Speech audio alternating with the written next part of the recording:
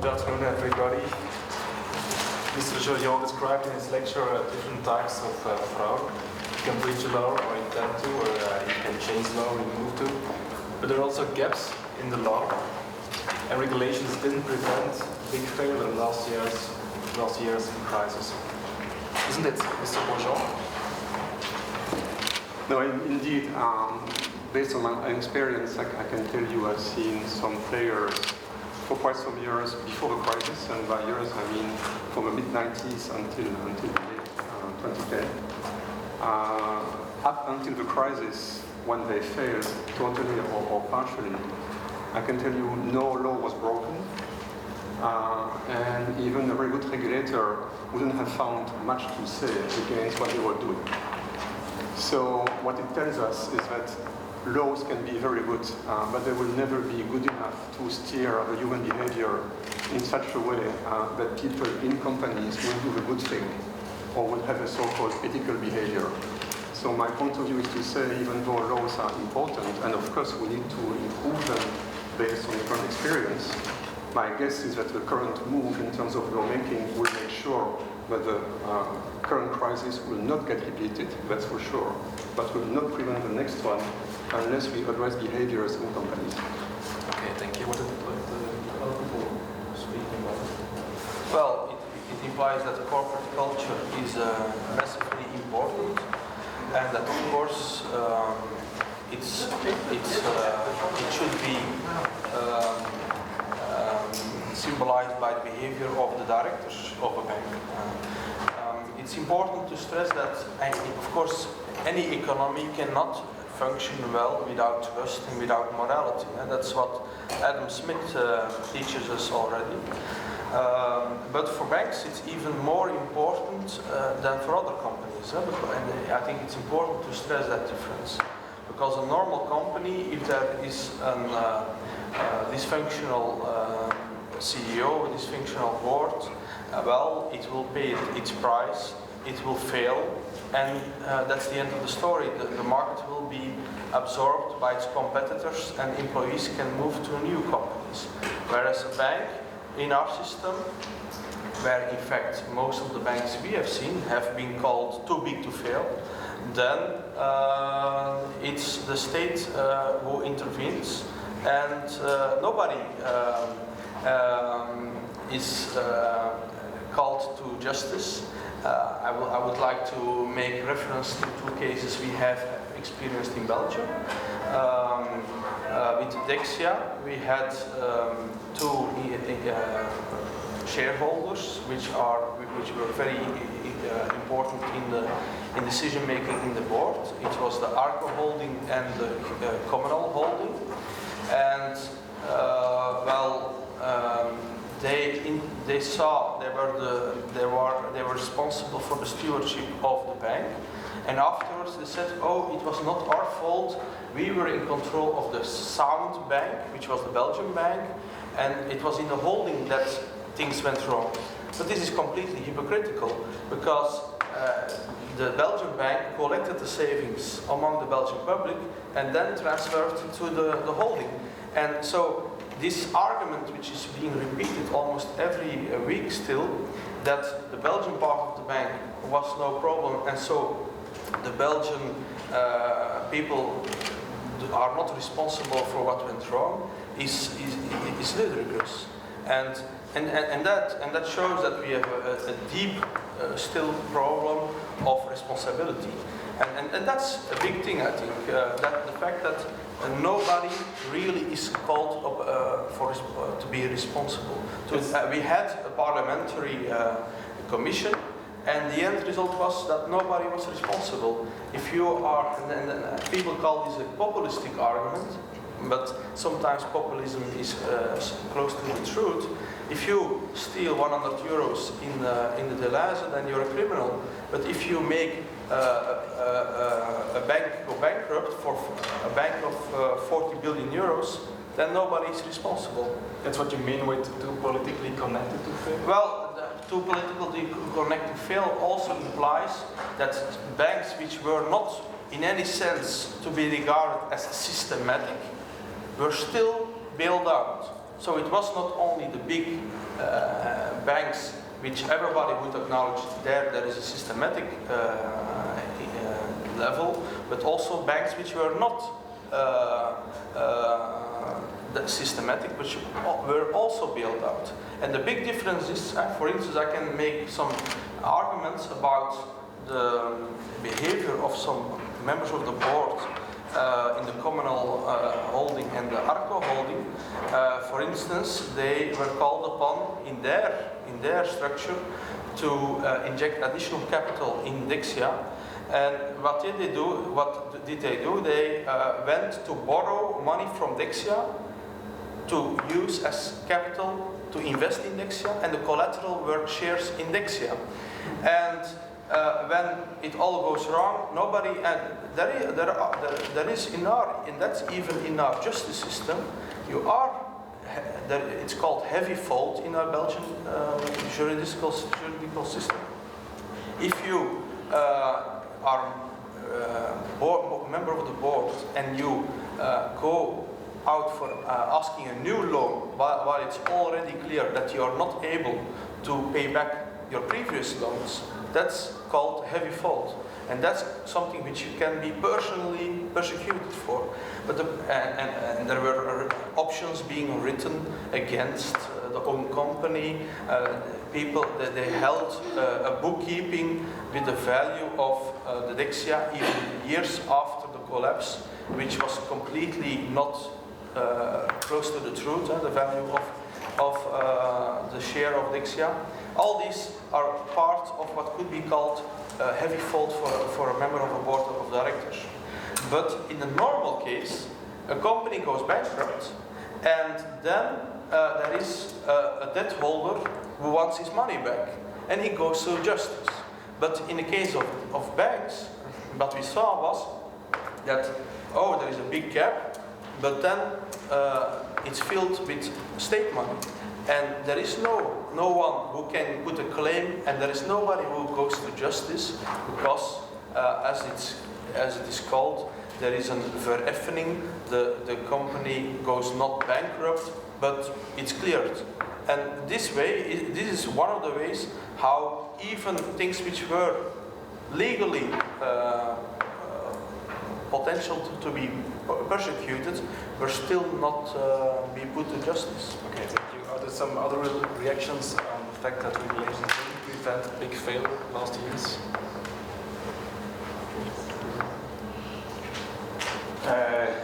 Yes, good afternoon. Well, I'm very happy that Ivan already made some very good remarks. I think there is always a problem also of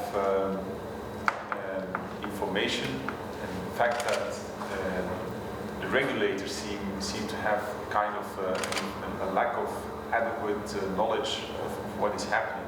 They seem to fight always the last war, not ready to prepare for the next one. So there is some asymmetric information in the sense that some of these products are quite complicated unless you are well informed. What struck me when I was a member 3 years ago of the Lamfalussy committee is that the committee members asked a lot of information about what some products really were. Where I thought that members of the committee who were supposed to reform the financial sector would be quite aware of what these products would be. For instance, it was already mentioned by the professor, CDS, which is at first sight a very complicated derivative. If you heard it once and it was once explained, you understand it. It's not so complicated that you have to study about it in books. So if you have then a commission that has to withdraw the financial system, and some important members, of which some have even been promoted afterwards, don't know in 2009 what a CDS is, then I think you have a problem of asymmetric information, that those who use those products, who can be really arms against the financial sector and the economy, they are supposed to regulate them, but they don't even know what they do. explaining what naked shorts are with smiles on people's faces is not the right attitude. I mean, it's serious business. These are things that can disrupt the whole economy, as we saw. So I think there is a problem of information also, that those who are supposed to be in this case, the stewards of regulation, really have to get a thorough knowledge of what the financial sector is about and what the threats are in the financial sector. And so I hope that in 2012 this information gap has been bridged. Okay. But I'm not confident about it. Thank you. Another question. Has fraud been a cause or an auxiliary factor in the subprime crisis, the prices around the housing market in the United States? Well, I think it's very clear that, for instance, in Europe, that fraud is a symptom, but it's not. It's a side effect of a bubble gone wrong. But banks in Europe had been transformed into hedge funds. We had banks in our own country where only €1 in savings was transformed in €3 in loans. Where all the gap was filled by borrowing on a very short term on the wholesale market. These are that's not fraud in a legal sense, but it shows that there is a big deontological problem at the top of banks, and that there is an issue at the top of the regulators. And again, we have a very legalistic attitude at our regulators. They are very busy with looking at the small print, and sometimes it's also very important. But then we are talking about, is there mis-selling going on to customers? And that's also a very legitimate question. But banks blowing up, that's because they had become hedge funds. That's not because the mis-selling to the private consumer was a symptom, not the big issue. And I remain stuck with this fact that we don't see responsibility, that we don't see that people who have been responsible, and there were always huge arguments that they needed to be remunerated that luxuriously because they had a huge responsibility. But when the whole system blows up, then nobody is responsible. And that's also true for the regulator. I can't explain, I do a lot of speeches and talks, I can't explain at all that at our regulators, still the same people are at the top. Because even if it's not a question of putting the blame on an individual, that could be done, but that's not my role. But the fact is that these people are now called upon to reform the system.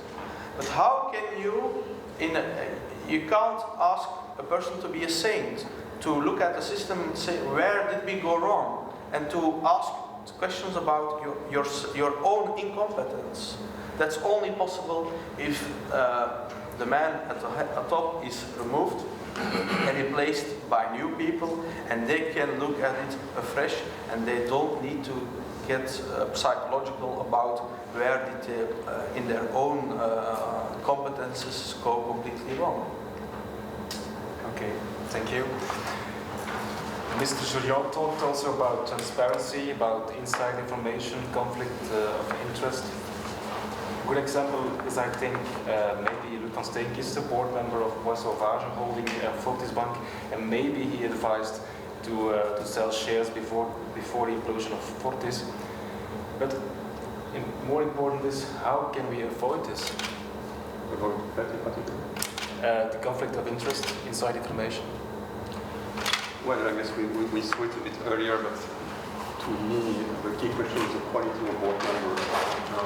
If the board members are, in one sense, qualified enough, which today is still a question mark, with you, from that angle, have we drawn all the lessons for a crisis in terms of who is qualified to be a board member? I'm not completely sure.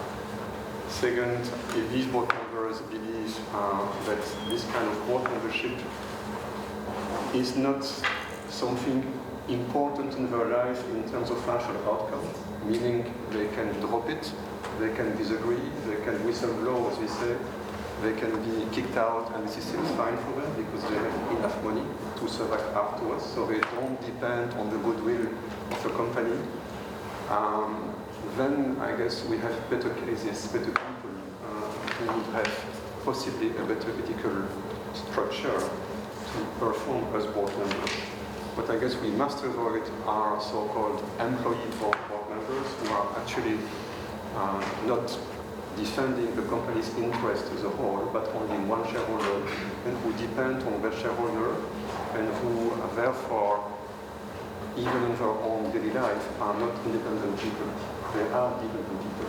And once you are dependent on a particular group of people, on a salary or whatever, then you are subject to all kinds of pressures. So in my view, what we need to foster is very strong independent board members who have the mental structure, if you want, but also the financial structure strong enough to avoid being tempted to go into this kind of conflict of interest of that nature, which is a legal one, possibly, but of course of other natures which are more under limits, much more often, as we have seen very often in recent cases. So to me, who can be a board member is a core question. Other reactions? Well, a board member needs to be able to challenge the board, needs to be able to challenge the president of the board. And we know that that's a human frailty in common. People are very social animal, and they are hesitant to challenge the status quo and the consensus. But if you that's something which we really need to think about, and how I don't have straight answers. I know that there are no simplistic solutions, but there should be a check regularly.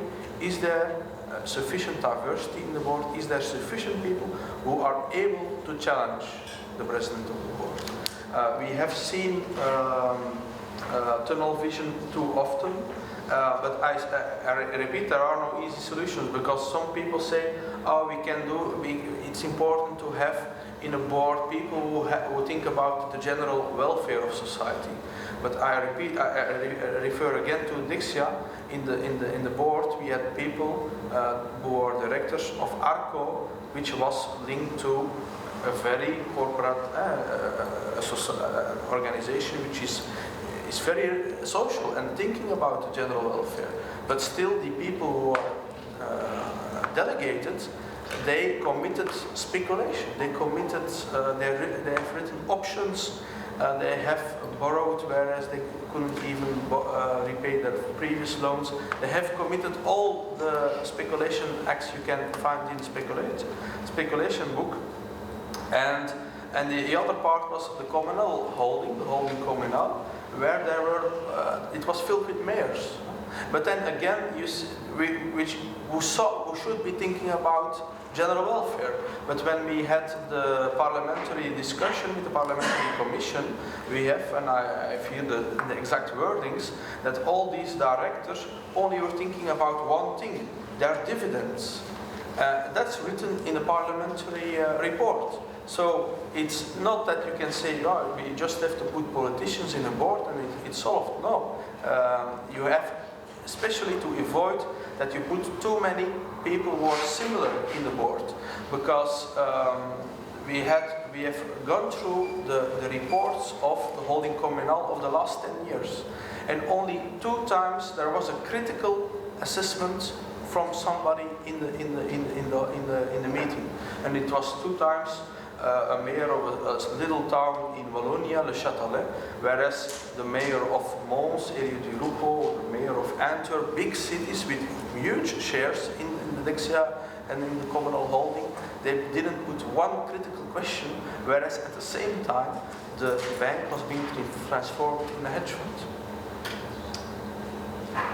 Can you rephrase the question? Because drifting off. Was what's the question? Yeah. How can we evolve? Yeah. Okay. Then I have the right answer. Yeah, I think first of all, education is very important, and a lot starts with education. I mean, if you have a degree in finance or economics, you need to have some proper course and discussions about ethics, business ethics, and like. So I think it starts with education. It starts with what Ivan correctly pointed out: diversity, so good and proper selection. And diversity is a real issue in boards, but selection of people who are really competent. I mean, if it's about what Ivan mentioned, Dexia or a bank, you need people who are competent in the business.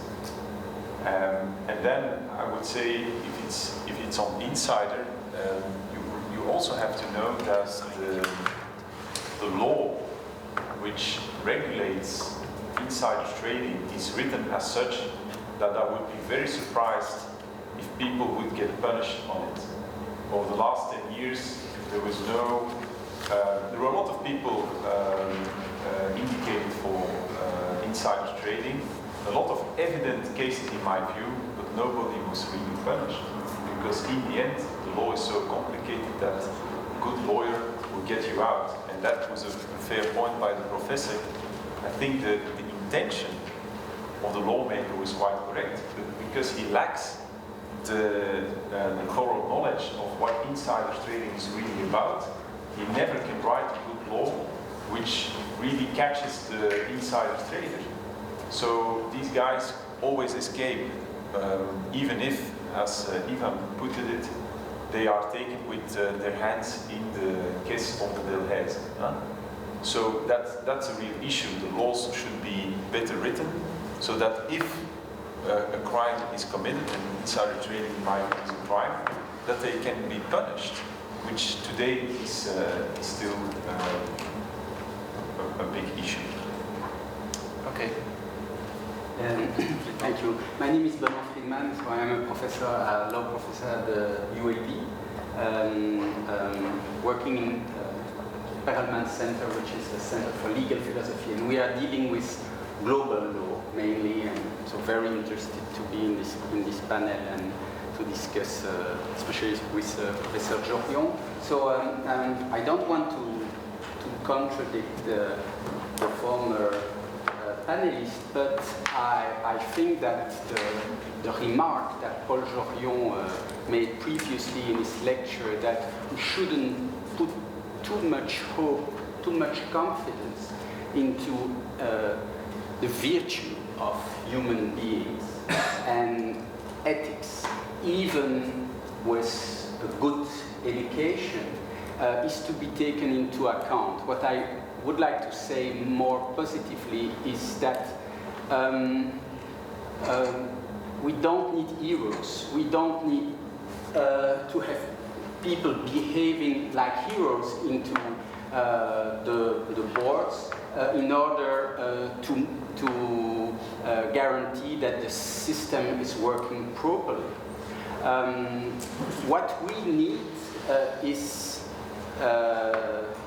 good regulation, and I think that if we take the broad picture, one of our main problems, and it is of course the case in finance market regulation, but also in many other fields, is that we are in a globalized environment, and financial markets certainly in a globalized environment, and it's very, very difficult to regulate a global environment within national borders.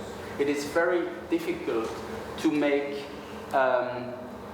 national regulation in order to regulate international or transnational transactions. And also it is very difficult to have good regulators, but working on a national level in order to deal with problems that are really going far beyond their borders. And so I was really interested by Paul Geert's main proposition during this at the end of the lecture, which was to say what we need. He already wrote about that in 2007 in Le Monde, like he mentioned. But what we need, he said, is new international constitution for the economy. And I suppose he's right, but I just would like to add something. We have very few chance at the moment to get that in the short term or even in the long term. Because this is the traditional answer by the lawyers to the problem that I've just mentioned about the borders. There is a solution, it's an old one, it is called international law. But to have international law, what you need is an international agreement. It's an agreement between sovereign states. And at this time, we all know that we are living in a multipolar world, but at this stage, if you look at all the major issues that the world is facing, we cannot reach an agreement on any of them for the moment. Where about financial market regulation, there was a big promise. After the crisis, states say, okay, we will save the banks, but then you will see what you will see, because we will regulate everything. And you know what has happened. The trade regulation, trade negotiation at the world level, it is completely blocked for the moment. Global warming, the issue of global warming, everybody remembers what happened at the Copenhagen summit, and after that, what has happened is not very interesting, whatever people or states say. More largely protection, all the issues in protection of environment. Also social questions, social regulations, and also the big issue, the huge issue, the redistribution of wealth. We are nowhere. And so it's, that makes things extremely difficult, and then I will have finished, especially in a global situation where you are dealing with global players who can do what lawyers call forum shopping. That means when you have not one international constitution for the economy or for another subject, then they can choose the law that suits best their own interest, or that is most convenient to them. And that leads to a terrible situation that is called the race to the bottom. But I would be too long, so if you are interested about the race to the bottom, I will say a few words about that later. Okay, thank you. First I will remark is that we forgot to introduce people, and you introduce yourself. So maybe the next people who intervene, if they could very briefly introduce themselves. But one rejoinder to what you say, and you know on these things a lot more than I do. I seem to understand that international law probably developed, and you tell me if I'm right or wrong, from maritime law. Then I understand that in the very beginnings, like in the 17th, 18th century, when there was a potential conflict between different countries on different issues, they would try to meet, and they would bring consuls as being the persons who would play from both countries that were involved in the deal, who would act like an objective third party in the issue, of course representing their own nation. Am I right in that representation? Yes, it was an idea. You mentioned Grotius, who was the main founder of the modern international law and the author of a very important essay about mare liberum, so the freedom to circulate on all the sea in the world. And indeed, he was an advocate of the idea of third-party arbitration. Actually, it was a try to find successor to the old system, which was based upon the arbitration of the Pope. And because of the reform, we could no more appeal to the arbitration of the Pope. It was not possible for people from the Netherlands, like Grotius, or for an Englishman. And then we had this idea to create a non-religious international law in order to regulate the relations between European countries. But this idea of arbitration was not very successful in my opinion. I am not an international lawyer, but we moved to another system which was more based upon treaties, so agreement of rules, that everybody has to agree on rules, because you cannot impose anything to a sovereign state. So everybody has to agree to every rule. Then creation of international organization. And of course we have an international court when you have conflicts between states. But this court has not a jurisdiction compulsory for everything. States has to agree to have this arbitration from the international court. And all this system maybe could work during the 17th century, when you had like 10 or 15 or 20 states. But now we are on almost 200 different countries with so many different interests and so many parties interfering with them. So it seems to me unrealistic to say that to have a new banking regulation, we should have a complete agreement by 200 different states around the world, agreeing on absolutely everything. And if you have only one or two countries who do not agree to this regulation, then you know the safe haven or the loophole. It would be the loophole that you mentioned, because these states would be the new safe haven, and all the banking market will move almost instantly to these one or two countries. So that shows that the current way to produce global norms is not adjusted to our time. We have, of course, the Basel Committee, where the most important work should be done. It's on the regulation of liquidity, which I referred to. We have the Belgian bank of €1 savings transforming in €3 in loans. In capital, we had banks of €1 in capital with €50 of a balance sheet. I always explain to my students that the morality in a banking system resides in the first place in its people, but it should be founded by sufficient capital in the bank.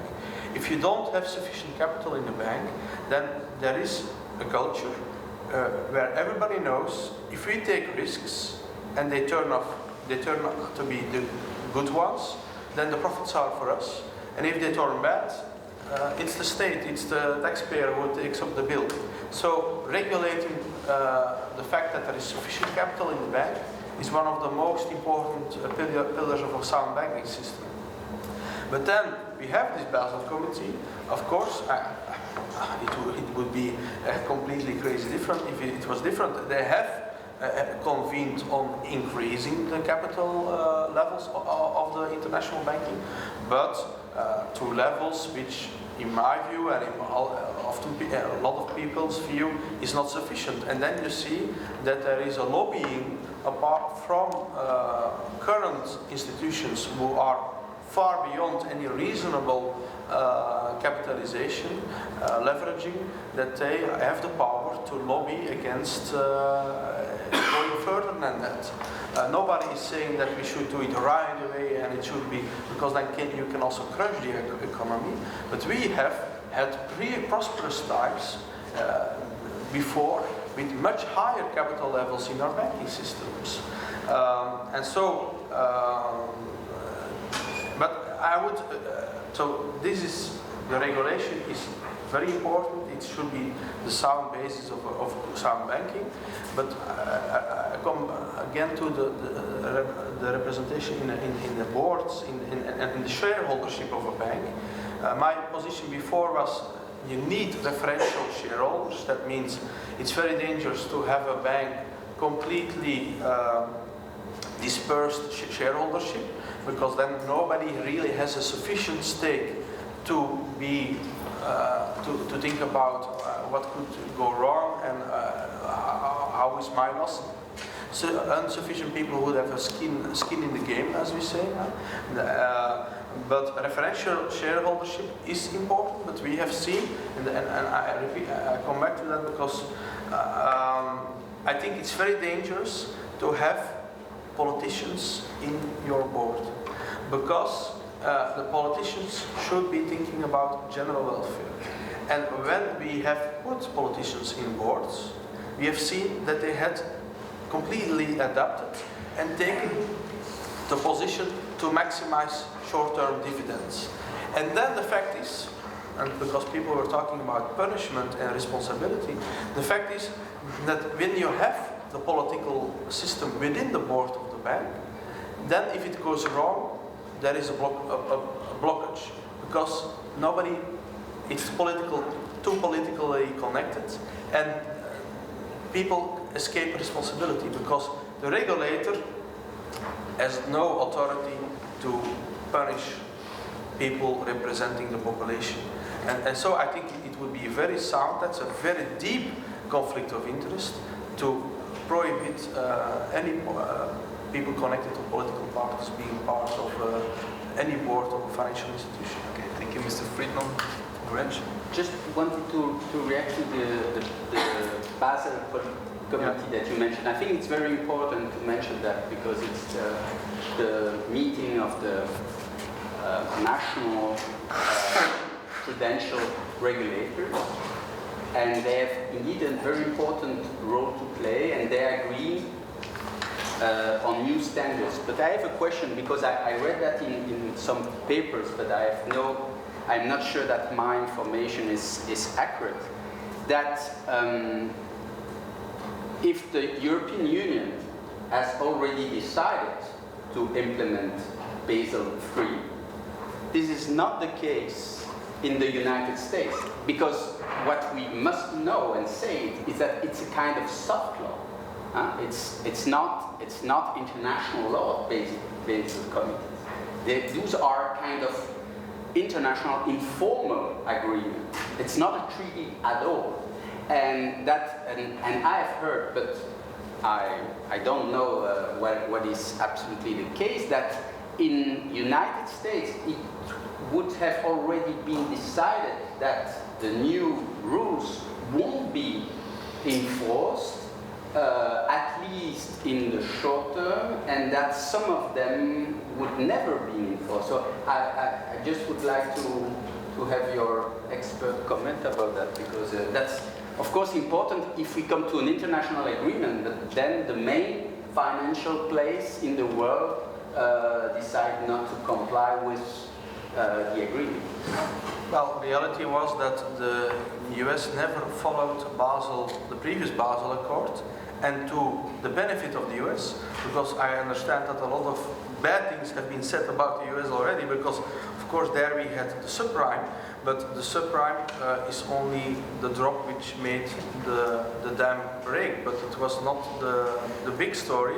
The big story was that we had leveraged banks all over the world, and in the US the normal commercial banks had the leverage, much lower leverages than in Europe. And so the fact that the US didn't follow Basel, because Basel allowed banks to regard some assets as safe, and they didn't need to have capital to put against safe assets, well, that made the system lower, the fact that the Basel rules were that stupid. Now, the fact is that the US has already a new law in place, the Dodd-Frank Act, and I would say, in my view, we can discuss that much further on, but of course there are differences, but you can look for, there will be differences, but there is a coordination in the the Financial Stability Board of the IMF to make sure that the gaps are not too big. But of course, in the details with discussions about asset ratings and buckets, risk buckets, and all these technical details, there can be differences between countries, but in fact, it's sure that even it's not because you have the same rule everywhere in Europe that the details will always also in Europe be the same everywhere. So that will always be the case in matters. Okay, thank you. Other subjects, I think the word moral hazard is used very often when people described the financial crisis last years. But what does that mean exactly, moral hazard, and how can we avoid this in the future? Well, moral hazard is the fact that if you take risks, then you should yourself bear the brunt if it goes wrong, and that you have a deep problem if you can take risks and benefits, if it turns out right for you, and if it turns bad, somebody else picks up the bill. So that's why the first principle to avoid moral hazard is to reassure that everybody has skin in the game. Of course, we have the discussions on the repackaging of credits and all that stuff, that we have now already a rule that a bank who structures a product, well, needs to keep a certain amount of this product on its own balance sheet. But I would go much further than that. I would really make an appeal to go back to what is called relationship banking instead of investment banking. And in order to do that, we need, in my view, but maybe we come to that later on, a division in our banks between commercial banks and investment banking, where we make sure that the capital levels in the risky parts of the banks are much higher than what we understand as the utility part of the bank. Well, it's strange that where this fact is concerned, so again going toward to go back before Glass-Steagall was abandoned, that there is a large agreement between economists and between I'd say even high-level regulators that this should be considered, but that there is a very strong lobby who has managed to stop this from being implemented. And of course, you shouldn't implement it on the Belgian scale or on the national scale. You should do it on the international scale. So it's counterproductive to do it in a small country, for instance. You should do it in the countries where it matters. So that again proves that the lobby is very strong, and that what you depicted as crony capitalism is something that should be better explained. I think a lot of people don't understand what it is. And if you recognize it, you will see that crony capitalism is one of the biggest problems that we currently face. But unfortunately, people don't see it. And so what Ivan was describing, for instance, parliamentary debates, conflicts of interest, people have changed roles and therefore are conflicted, tight bands between banks and others. It's all part of the problem, and so we should break it. There was an article a few days ago in a Dutch newspaper explaining that one of the problems is there are something like 14 major banks, only a few very big lawyer firms, only a few accounting firms, and so that this concentration of power is a very big issue. I would also like to mention that before 2000, some of the central banks, in particular the Bank of England, was already targeting the problem of complex financial institutions, and even invented the abbreviation which was later used, so that they mentioned the very problem long before the problem erupted. And you saw some whistleblowers also in the BIS, which were removed. high-level economists which mentioned the problem that the big financial crisis would start and were removed. So if you have crony capitalism and no protection for whistleblowers, this is a deadly cocktail. If I can react on this one, to me it's really writing history after the fact based on testimonials of the last few months or last 2 years, because again, look at the people as they were 5 years or 10 years ago and what they did. We talked about Dexia a lot, but could also be applied to other cases. But let's take Dexia because it seems to be a good case for you. What was it? A small savings bank merging with a small savings bank, and then became big because some people in the bank thought they had found a kind of magic formula that would run forever, leaving a huge balance sheet with no risk at all. It was created. And where are you rewriting history? That's nothing else are people who, at a given point in time, were not able to face consequences of choices. And they didn't know at that time. What didn't we know? No, I don't understand. the people who were managing these banks at that time didn't know that by adding to a balance sheet so much. They didn't know it. I don't think they did. If you know the balance sheet of the bank and the level of capital in your bank, that's just reading the accounts of the bank. So they didn't know that. The people in the bank, when they started to... And which people? The CEO? CEOs, management, whatever, They didn't board, know. in some cases as well, I suppose, were not in a mindset like, okay, this is chronic capitalism, or my friends will protect me forever, or with more... Maybe that's very dangerous. They didn't... You are sure about it, or you think it? No, because I'm sure about it. you're sure, you know them. So, yes. Okay. So, what I'm telling you is the key thing to avoid this again, because the past is the past and the bad past, of course, is much more to understand how to avoid this in the future. And I guess the key lesson from all of that disaster is, in my view, skills is really, really important. Are the people qualified to do what they want to do? So you think they were not qualified?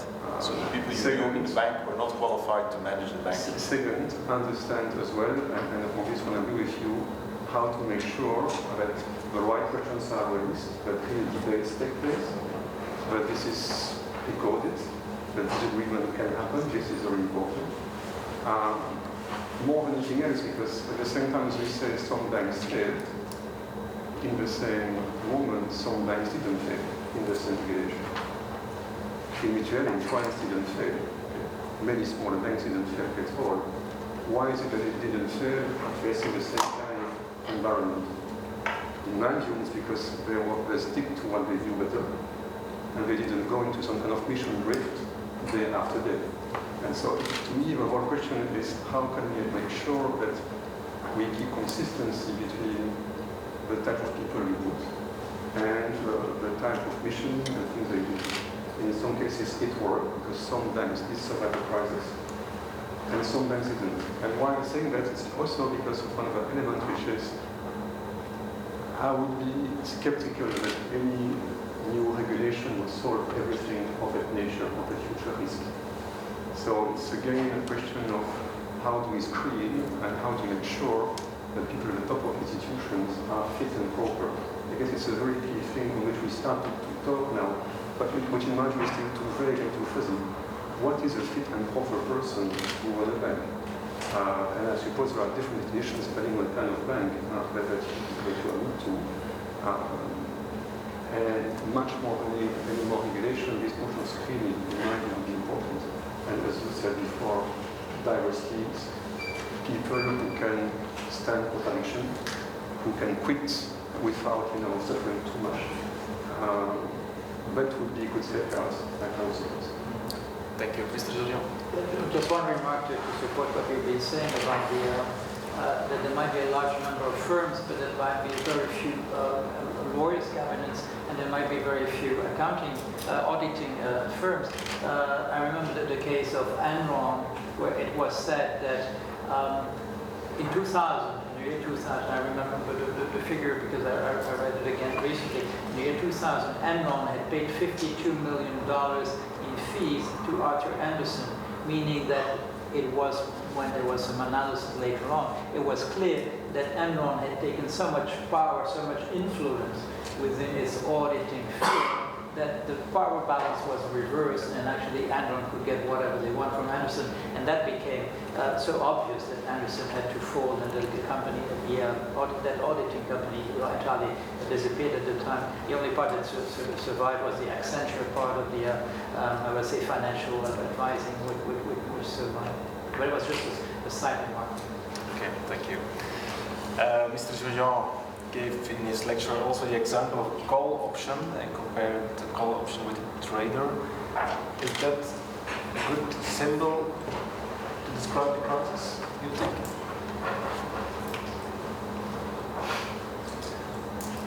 A call option to describe the crisis.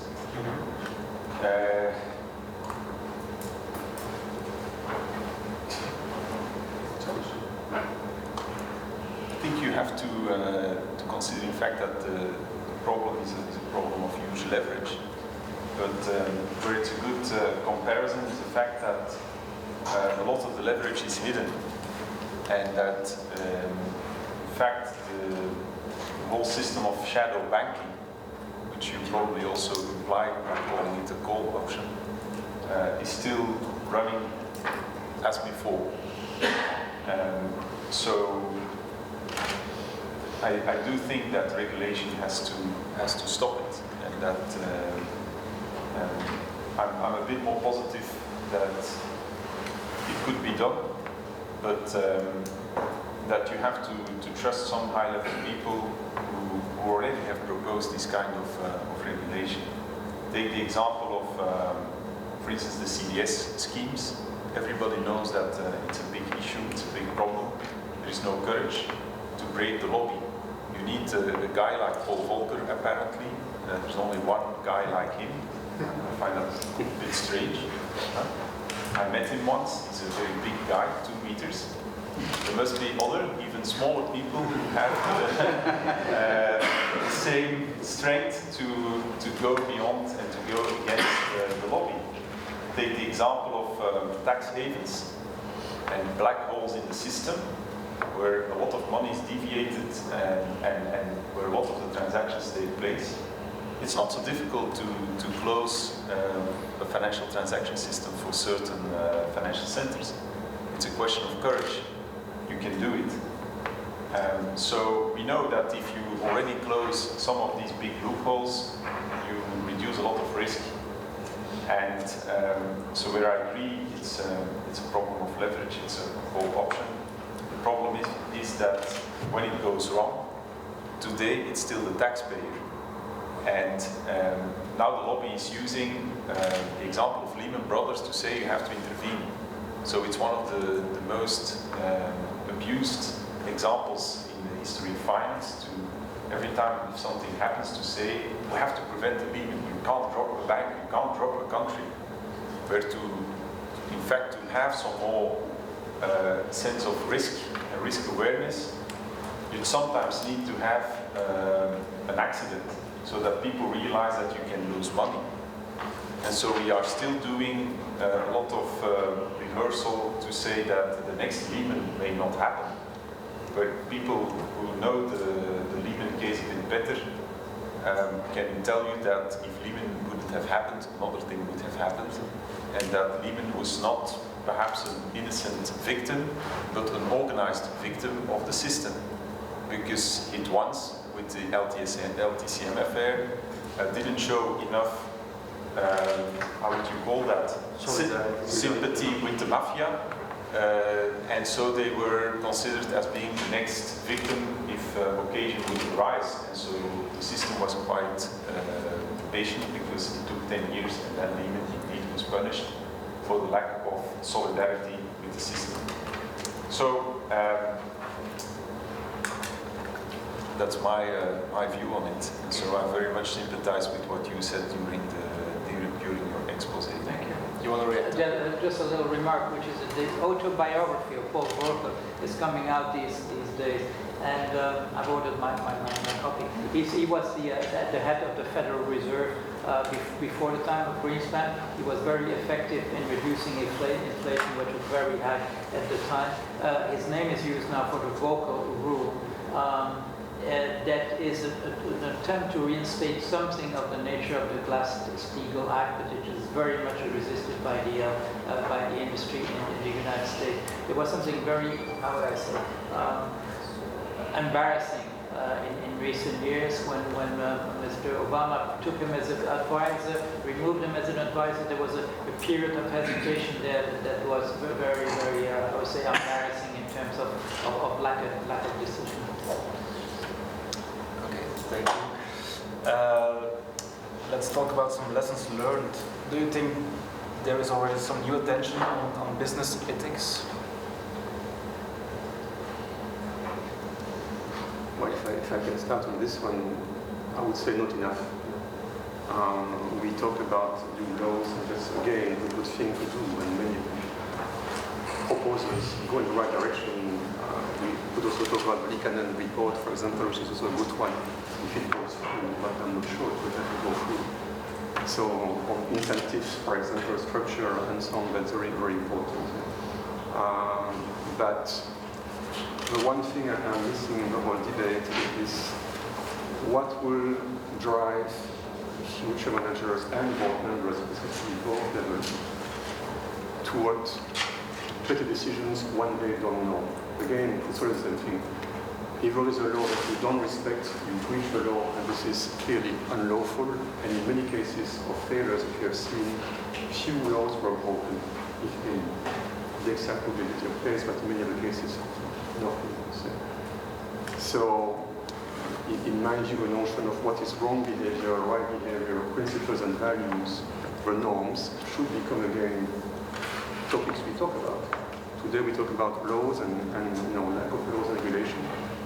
Could also be about the right to dissent, the right to say I don't agree, and therefore the right to test decisions on the other mechanisms such as profit. How about the risk if it doesn't work out like we thought, or how about impact on some possible people or types of people and so on. How about other values such as profit? Again, the incentive would go a long way, but screening the right people, screening the right board members, making sure it's the right team with the right diversity in the team would be very key. And that's why, just to conclude on this one, I was really intrigued yesterday when Benoît talked about fit and property as a future test of selection or screening of people. But we have to make sure that we don't fail on this one, because it's not about law at the end, it's about how you decide in tough times, in crisis, how you resist to stress, how you are, how you communicate with your colleagues or are isolated. One of my, for example, theories is to say in times which I've seen, people who were on the wrong side were often isolated. There were people on their own or departments on their own. At some point, they stopped talking to others, or they thought they knew better. And they were telling others, look, trust me, if we can make it, it's going to be good for you too. And the ones were saying, I'm not sure, but why not? So these are very soft factors, and it might be surprising this debate, but I think if we don't raise these soft factors as to why at some point, years before it crashes, some institutions go in the wrong way and some don't, we will miss something, that's for sure. So that's why the debate on ethics and who we put in these institutions in terms of, for example, how stress-resistant they are, to me is a really key question. And on this one, I don't think I've drawn the lessons of the crisis yet. Thank you. First, Mr. Frydman or Mr. Noels. Yes, as an academic, I can testify that there is a lot of talk about ethics and the need of ethic course, especially within business schools. And it was already the case before the crisis. It's not something new. But what I've also heard is that maybe it's less necessary to teach young people things like you have to be honest.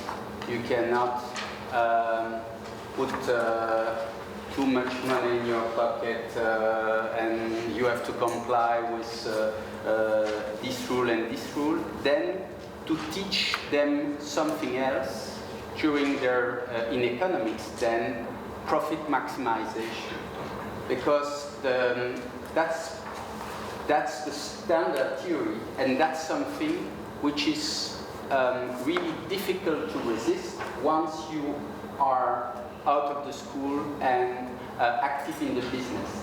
And I've heard several top managers saying that they were almost every day facing ethical dilemma in their job, because on the one side it was what they feel would be good as a citizen or good for the planet or the right thing to do, and on the other side there was the pressure of getting not only good result but the best result, and even more than the best result, and otherwise maybe they would lose their job. For instance, to give the audience an example, one of the top managers told me, it was public, so he had this, one of his financial director meeting him and saying, how much tax do you want us to pay next year? So that's the case now for, it's a Belgian company, that's the case for many big companies in Belgium. They could just decide, it's like in the Ancien Régime, le don gratuit, what level of taxes they feel proper to pay, because there are some, if they pay really nothing, they know that it could be condemned morally, but legally, absolutely, but respecting all the rules, they can pay nothing. And so it's very difficult for a CEO to say, okay, legally we can pay nothing, but I think we will pay 20% of taxes. That is almost impossible. So I think I'm not sure that the priority is to tell young people to be honest. It's not. It's that they know that and maybe they know that better than the elderly. What they need is what they are asking for is give us some alternative that could work in the business. Give us another model. And I think it's more than just ethical individual behavior. It's the model itself that has to evolve. Okay, thank you, Mr. Noels. First of all, it's still too big to fail. If it's too big to fail, we have to make it smaller. We're talking like if we're talking about arms, and rely on the fact that arms will get into the hands of responsible people. That's not a good starting point. So make it smaller, and we can do that. We did it before with oil companies, with telco companies. And in order not to be criticized, to rewrite history, when I wrote my book, before the book was written in 2008, before Lehman and Fortis. So I described that one of the big issues was that the concentration of the financial industry was a recent event, starting in the 90s and then accelerating after 2000. And so we have to go back. Concentration in Europe and in the United States. So all the mergers, not only on a regional level, but also between different activities. We have to reverse it for a large degree.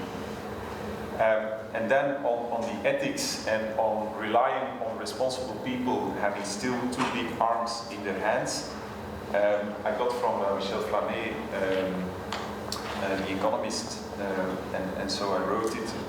I read it. It's a special report on society, shareholders, and self-interest in the financial industry. And so, in the executive summary, I'll read you just one phrase. They say that 84% of the C-level, so the CEOs and other chief executives, so C-level financial leaders rank meeting short-term performance targets as the highest priority. That's their highest priority, still today. And socially responsible corporate citizen as a preoccupation is a very low priority. And throughout the whole survey, this is still today, 2012, the main trend. They are responsible for the C-level, for the board. They are responsible for short-term results, and they don't feel responsible for society. So this is a big problem. And perhaps we disagree and perhaps we agree, because in the end I think that if you only rely on ethics and on the people to be trustworthy, I do think that you are right, but I think it's a starting point, because we all do know what's good and wrong. But we have to make sure that people who are wrong don't get the big arms into their hands. And so we probably agree more than we disagree that there should be a kind of regulation to make sure that people who have done wrong before with arms are excluded from the industry, which in my view has not been really the case until now. May I add one little thing? Maybe it's to bring another part of the topic, but I think that corporate governance is probably to be blamed in all this field, because corporate governance movement was a very intelligent and powerful tool that was put in place in order to deal with this agent theory. But that means in order to make sure that CEOs and other top management really feel the pressure to do everything in order to maximize profit in the short term and to please the shareholder, so that the shareholder could sell his bond with some benefits. And I think, of course, people have to be honest, but maybe we are too much Kantian, if I may say so, in our kind of moral. We think that moral is something about individual will. And if we look further to people like Aristotle, then we would understand another way to be moral. And the idea is that people are living together, they are looking to each other, and they are trying to influence their behavior. That's the reason why people generally behave decently in an assembly. But if you manage to put into place tools like corporate governance that has the effect that some people can be completely controlled by the interest of other people, then you have managed an ethical tool, which is of course very bad, but which is very effective. You can control people at a distance in order to make them the slave of one interest. And then you will have big problems. Then of course you can try people and put them in jail, and I agree with you that the bad apples should be thrown away and things like that.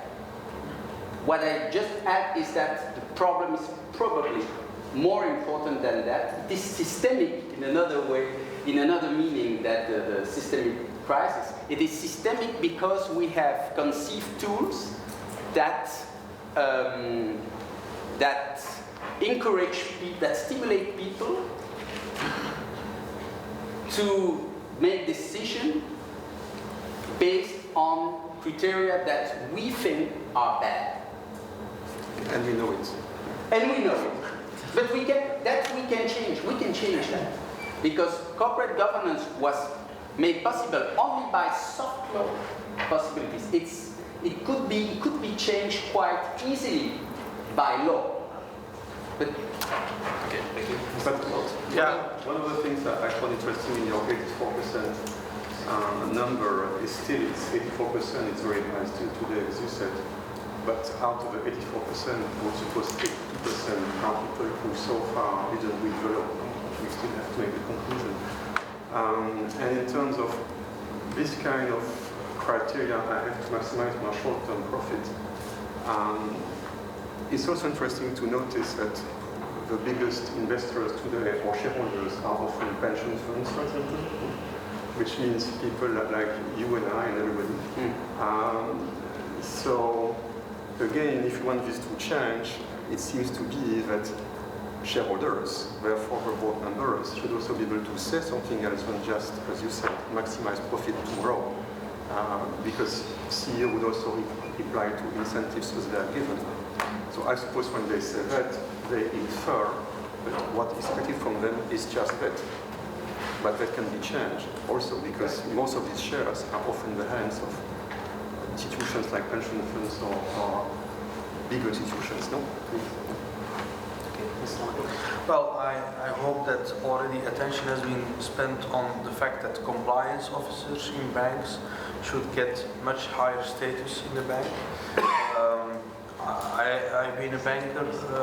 I saw that compliance was looked at as a nuisance and was very low in hierarchy. I assume that you already discussed in class the remuneration issues, the fact that people walked out of Lehman Brothers with $50 million accumulated in 5 years, and they don't have to pay back one dime, and that if we want an asymmetric incentive system in the future, that we have to make sure that people lose what they have accumulated by placing every year higher bets.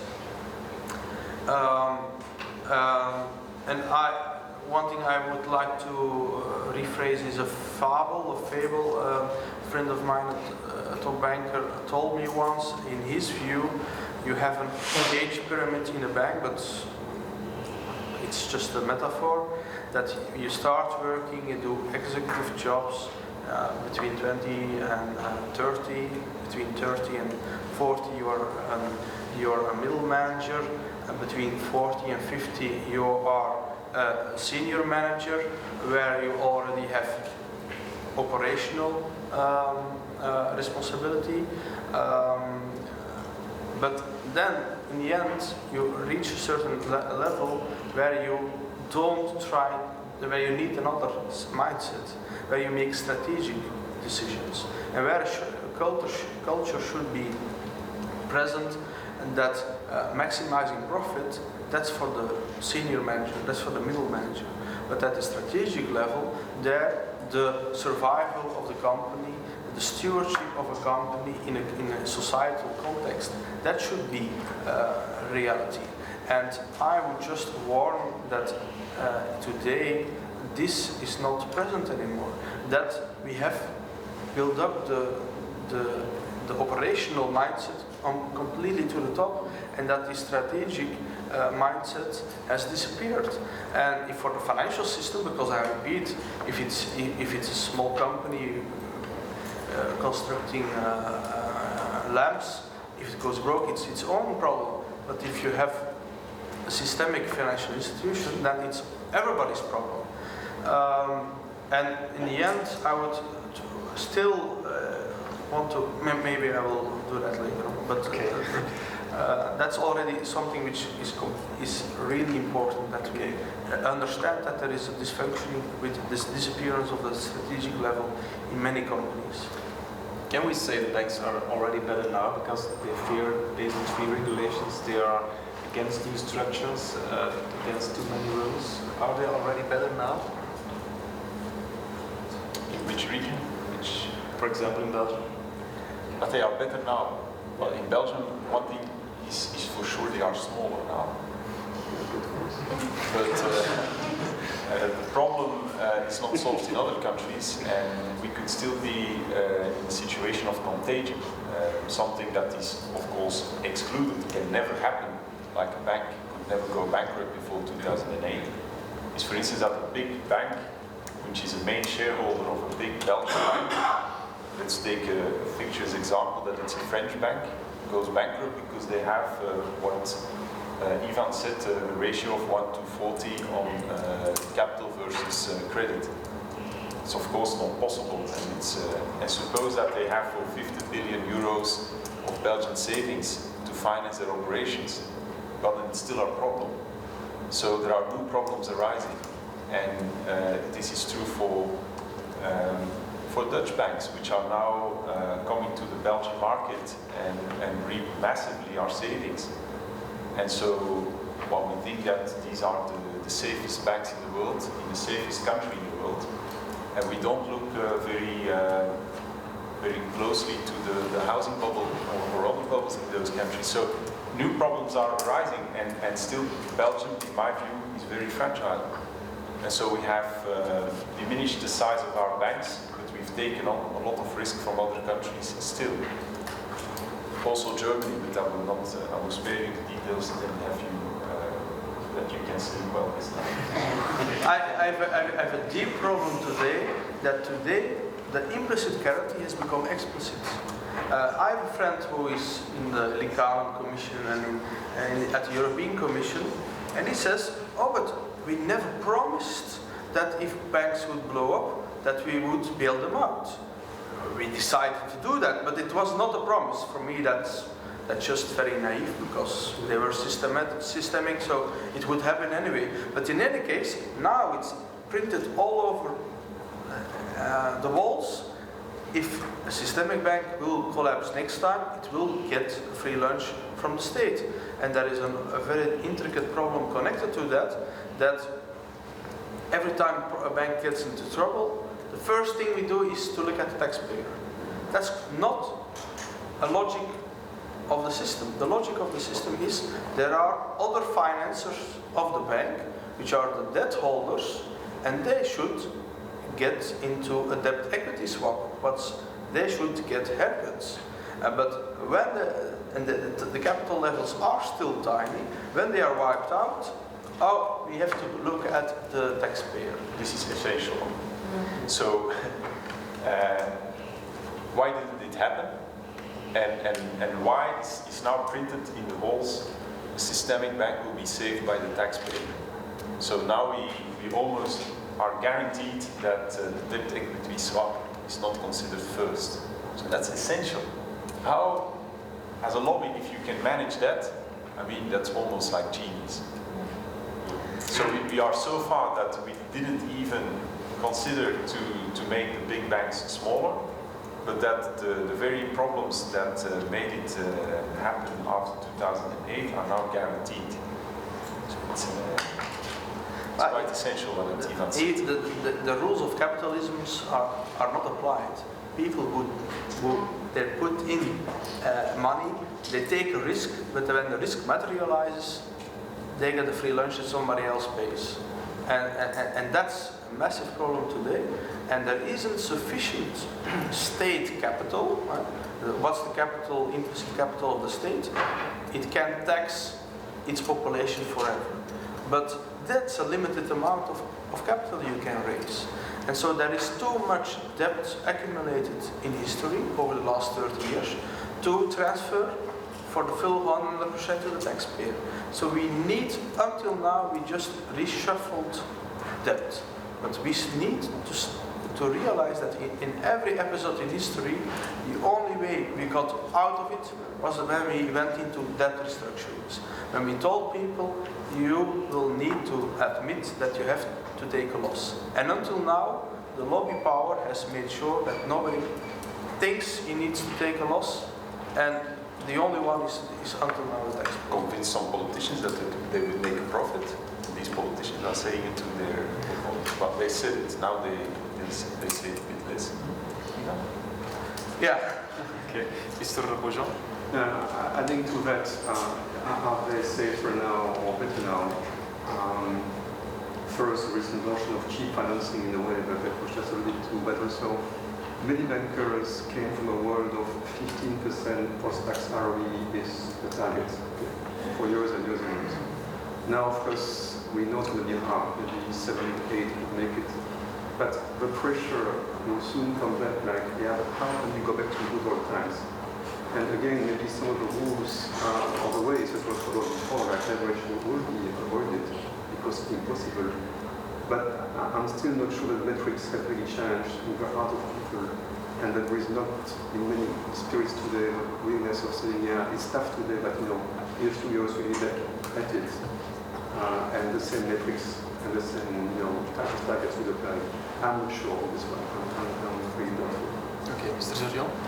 Yes, on that issue of that there was no loss for the creditor this time around.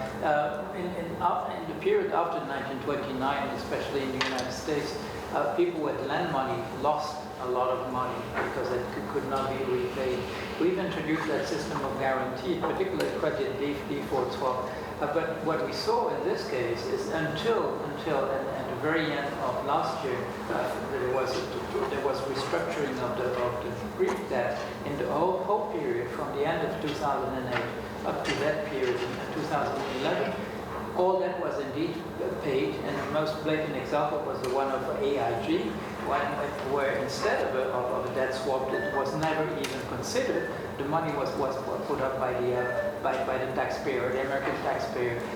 The idea, there's a misunderstanding in the fact that when a borrower is in a difficult position, there is a risk premium which is being added to the within the interest rate which is required for the debt that's issued in that country. We had long discussions about that in the case of Greece in particular, where the coupon, the interest rate required from Greece when it was started again to wanting to borrow on the capital markets, that was shooting up. But the fact is that risk premium is regarded by the lender is not being a risk premium because it is required that there will never be any case of loss in any case. As if that risk premium was just like just an additional bonus and an additional benefit for the lender. I wrote a paper at the time when, for the first time, Europe, it was at the beginning of 2010, as far as I remember, was for the first time the European, the nations in the Eurozone decided to help Greece. But the coupon that was required for Greece was still nearly at the same level that the markets had decided, as if the guarantee offered by the European nation had no impact at all on the whole deal, as if nobody really understood that this was a risk premium and that a risk premium is being paid because sometimes it goes wrong. And that the system, indeed, that capitalism requires that by fiddling with the rules of capitalism, we are actually producing something else, which is a kind of monster where a risk premium is being cashed, and it doesn't never correspond to any loss which is incurred. Okay. Some remarks? Well, I want to make this point that it's the fact that the culture didn't really change, and we need to put regulations in place because people sometimes say, yeah, but today there is not a lot of enthusiasm anymore for all these fancy products, so we don't need rules, and we don't need splitting up the banks in investment and consumer bank because there is no trading. Well, let's wait 5 years. How long did it take after the bubble in .com bubble to inflate a new bubble? So if you don't put new structures in place, it will just take off again. Now, the fact that there is also this, that we accept as populations a crony capitalism is for me evident. When we still have naked credit default swaps, we still find it apparently legal, normal, that you can gain when the bonds of Greece fall in value. Not by if I'm a possessor of Greek bonds, then for me, that's a principle of insurance. If I have an exposure, it's a principle of insurance that you can protect yourself against this exposure. I can take an insurance contract, which could be called a credit default swap, when the Greek bonds go down, when I possess them. But naked credit default swaps mean that I can gain by somebody losing without me having real exposure. It's like having a fire insurance on the house of your neighbor. And I looked it up before. It was the same in the East Indian companies when they sent their ships for ingredients to India, that we had these pirates, and they also could gain by torpedoing ships. They could cash in on this kind of insurance contracts. But today we accept that still in our financial system.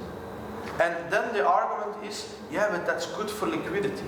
Well, the fact is that you should understand that you can, from an economic point of view, have too much liquidity. And liquidity, because there is every proposal to change the financial system is blocked by the argument this would harm liquidity. But liquidity means that you can make the transactions also in tough times.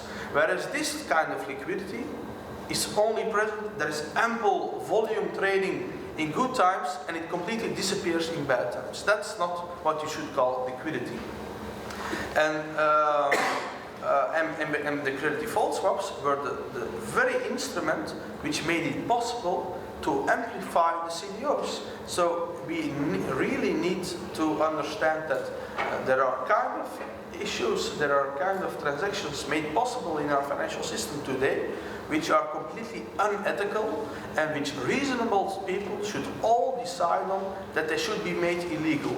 And the fact that it's not done today, that we can still have naked credit default swaps being written, well, that's for me evident that we have a crony capitalistic system and that everything is to make sure that people don't understand it, but it's what reality is.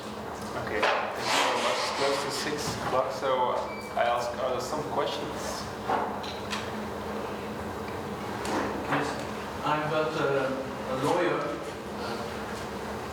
lecturing on the law of applications at this university, so I'm not a philosopher, not a financial expert or an economist. But I would like to come back to the idea of a new economic constitution. And more in particular, the content of it. Because I believe that the content of a new economic constitution would be very similar to what we already know as lawyers about public order, public policy, and morality, and bon mœurs. So, what would be in a new economic constitution? I would like to learn more about it, and perhaps a member of the panel could say what kind of fundamentals for our society would be taken up in that new economic constitution. Who can answer?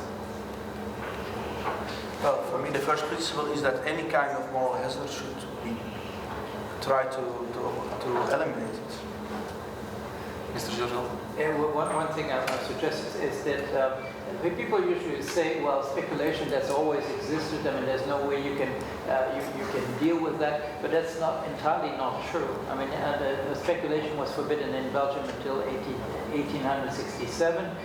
It was forbidden in France until 1885. I don't know the details about the Belgian law, but I know that in France it was just 3 articles, one in civil law and 2 in penal law, that were enough to prevent speculation from being allowed. Of course, people would try on the side. There was something in France called la police, where there was an equivalent, I would say, of shadow banking, or where people were trying to speculate, and there would be an alternation in terms of when there was good times in the economy, people would tolerate that speculation going on, and of course, when there would be in bad economic times, then people would suddenly realize how bad it had been that it had been tolerated in the times when it was tolerated. So going back to these articles that were abrogated, and we have all the literature, we have all the discussions. It took in France 50 years of lobbying to make it possible for some of people in the banking milieu to have that abrogation of these articles. Nowadays, it doesn't take even 50 years. If enough money is put together, the laws never even emerge. They're written text and that never emerge. I gave during the lecture here, I gave 3 examples, very recent, 1 from August and 2 from September. So things have changed in that respect. We should at least go back in periods where it takes 50 years to abrogate good law. Only 2 principles. One more. Wait. It's coming. I suspect that if we add this constitution, but it's not done yet, that we would go back to some fundamentals of the droit des obligations, of obligation law, as you mentioned, and I was really surprised to hear some really strange information related to recent events, like that a huge bank was able to sell products, financial products, very complicated, that they know to be bad.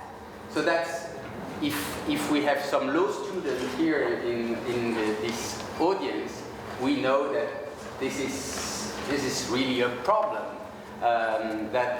Then you can do something for that. If more generally, and then I will agree with some previous remark, that probably we need to go back to the fundamental principle of responsibility, which says that when you do something wrong, you have to pay for it and you have to compensate those who have suffered from your wrong. But that has been mentioned earlier. Okay, thank you. Mr. Flores? Yep. Ladies and gentlemen, I would like to thank our panelists for the tremendous discourses they have given and explanations they have given about all the issues which were of interest today. I will not take longer of their time, because at 6 we should close our discussions.